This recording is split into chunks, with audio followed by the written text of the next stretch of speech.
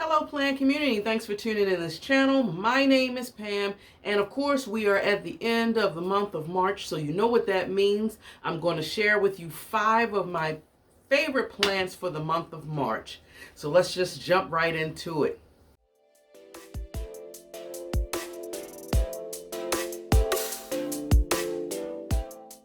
Okay guys, so when I pick my 5 plants or 6, I'm more or less going by plants that are particularly grabbing my attention for the majority of the month.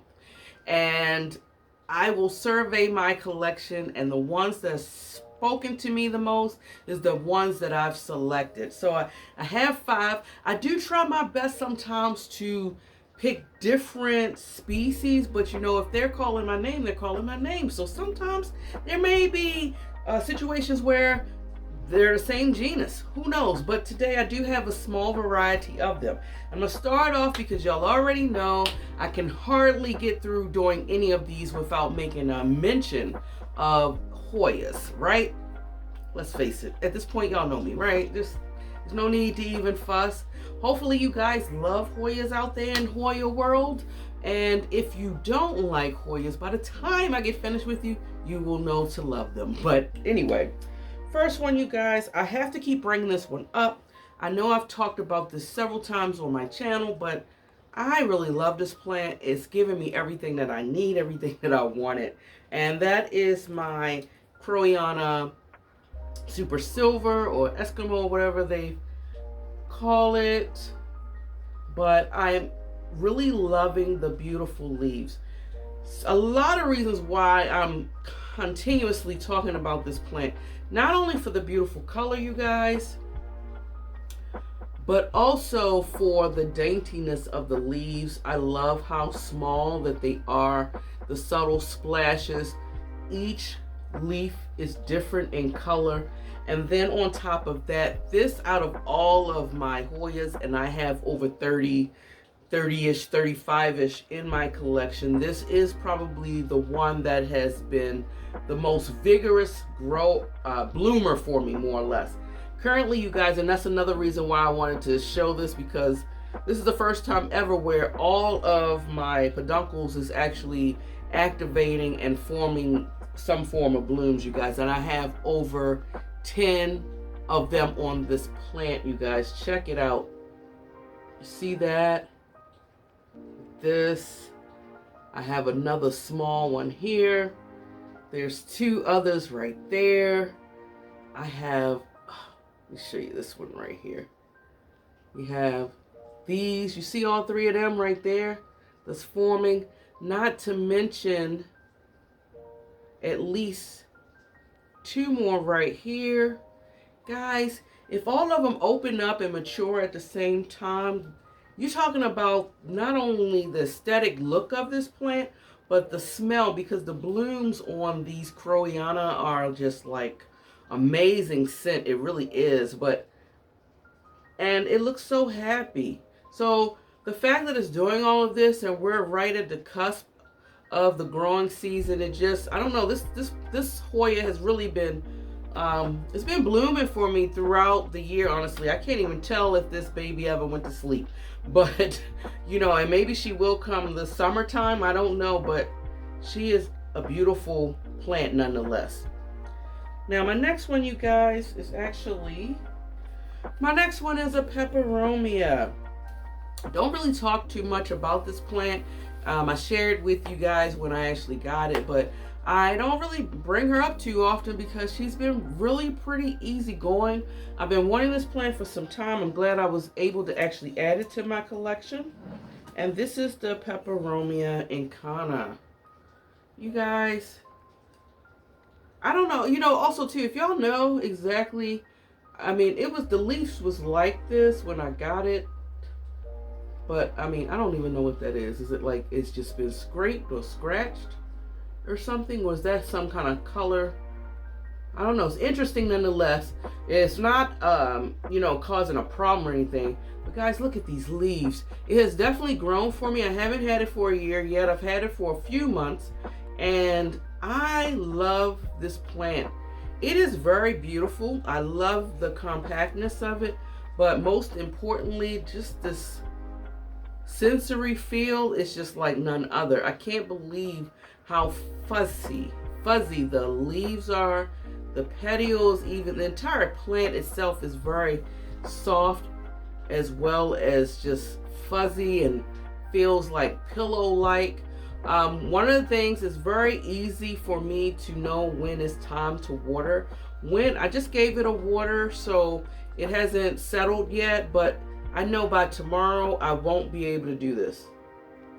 See how I'm able to, I will not be able to do that tomorrow. And even though it's fuzzy and soft, it does, when it's well watered, it will be like a certain firmness to it. And I love easy to care for plants that's giving you all this beautiful color.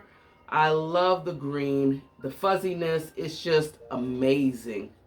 And I'm so glad I have it in my collection. My next plant is actually a succulent, and I wanted to talk about her in particularly because out of all of the plants that I'm sharing with you guys today, this is probably one of the oldest ones out of the top 5 that I've picked. And this is my Ruby Cascade. And I want to pay homage to this plant because I've had this plant. How long have I had you, girl? I had to guess. It's been 3 years. Yeah, 3 years. And she pretty much grew completely the entire time in the sunroom. I had her actually on a macrame hanger hanging actually behind here.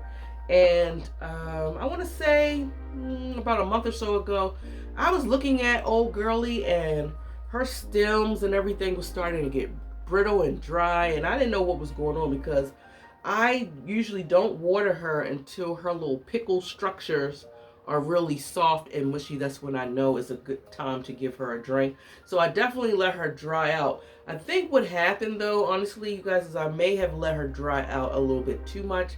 So when I dug her out, I noticed that it was more like not root rot, but of a dry rot type of thing. And I tried to save what I could of the plant, and I rehydrated the roots, and also in the midst of it, she also grew some extra roots. And so I felt comfortable enough to go ahead and I just put her in this cash po, you guys. But right now she's no longer in here, but she is on my kitchen window ledge getting the best light. Okay, so sorry, my phone kept going off making crazy sounds, but I love it. And when she gets a lot of light, you'll see more purple hues in the stem. Right now it's very subtle because I'm not sure, it's not the same intensity of light that she's getting, but she's healthy and she's thriving. And so I am really loving her. She's my oldest galley as far as these 5 plants are concerned. And I do very much have like an emotional attachment to her. Sidebar, you guys, do you also share emotional attachments to your oldest plant babies? I would personally say yes for me.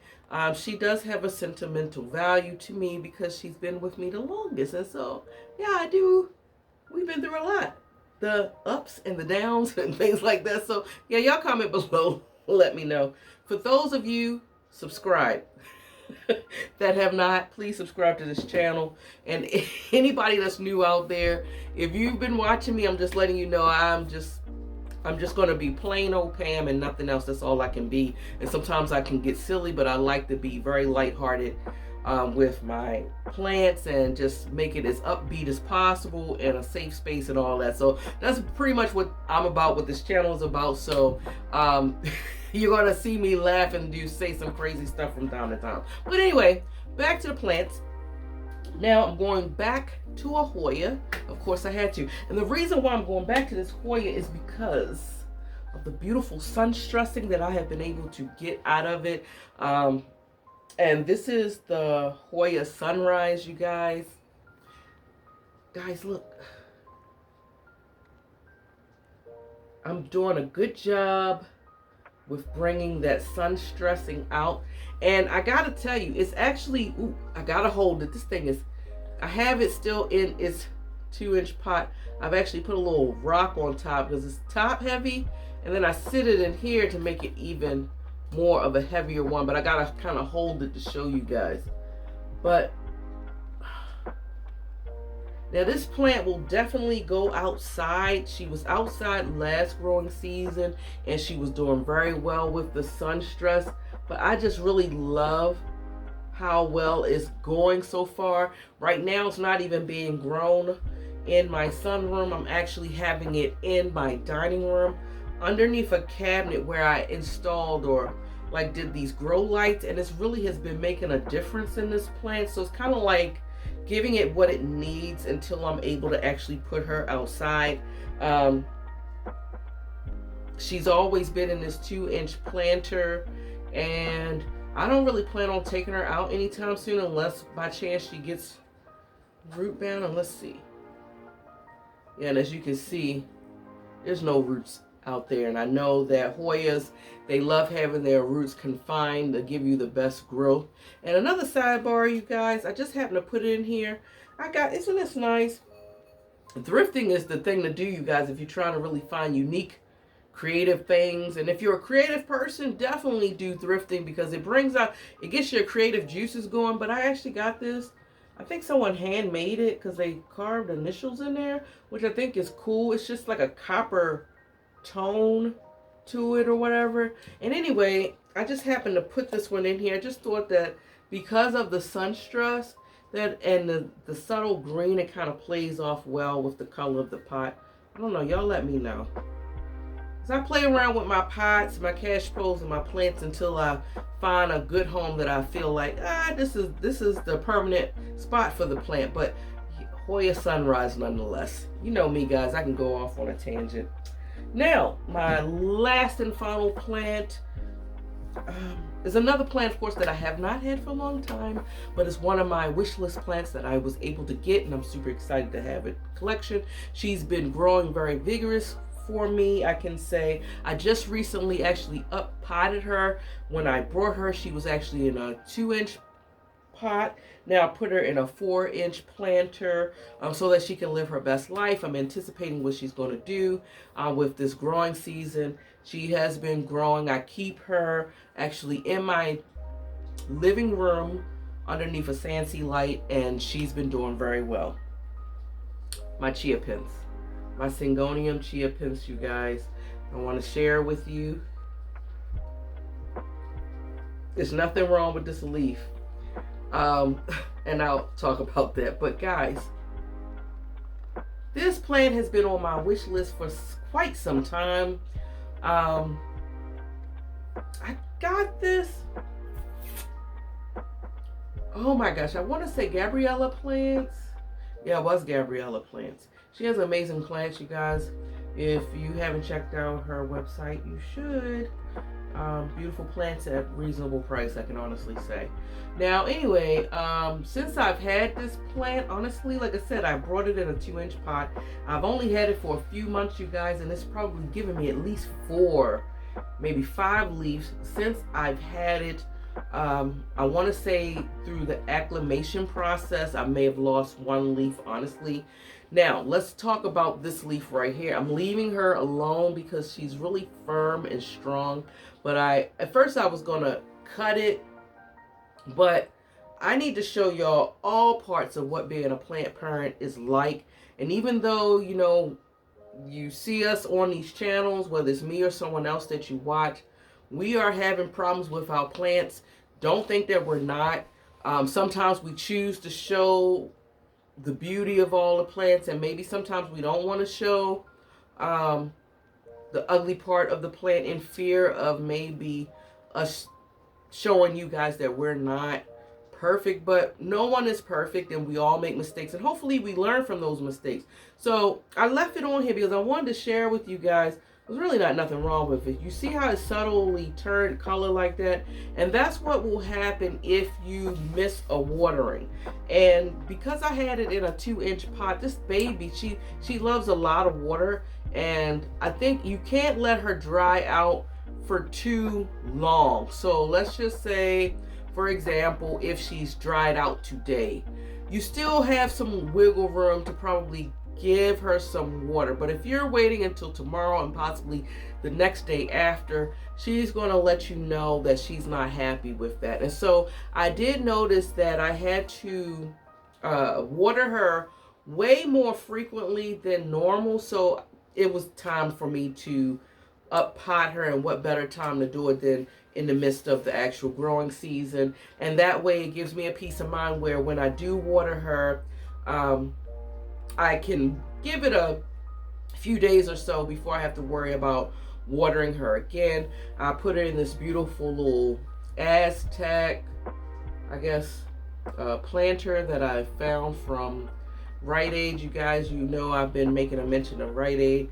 I'm always waiting for them to get their planters down to like a 50. They do 50% off, 60, 70, and actually 90% off. So I've actually gotten planters from them that originally was $15, and by the time it's all over with, if I wait it out, I pay maybe $2.50 for the pot. So it's well worth the wait because they do have good quality pots. It already came, of course it has a drainage hole, and she is really loving it. And also too, you can't see it because this leaf is covering it up, but there is another leaf unfurling, you guys. And right, like I said before, she is sitting in my living room. I take it back, in my living room, directly under a Sansi light. So she's getting a lot of light, and because of that, I know I have to water her quite often, and I don't mind that because the texture of the leaves, you guys, God dang it, this plant is gorgeous. Like, and the shape is different from all the other anthuriums in my Syngoniums that I have in my collection, and I could not be any prouder. So yeah, kind of like crazy. I think it goes well with my shirt that I got on. But anyway, this pretty much ends it. Comment below, you guys. Let me know, what is your favorite plants? Do you have any favorites for the month of March? What plants in your collection is grabbing your attention more than others? I'm interested to find out. But keep in mind, you guys, if you love foliage as much as I do and you love listening to planty things, if you haven't subscribed, shame on you. Hit that subscription button. It is free and it'll help me out. Push the thumbs up. Push them up, push them up. If you can do nothing else, just push those thumbs up. It just helps me get out there to see new faces and new places and new people. And that's what this channel is about. I appreciate your support wherever you are in the world. And until next time, guys, much love. Bye.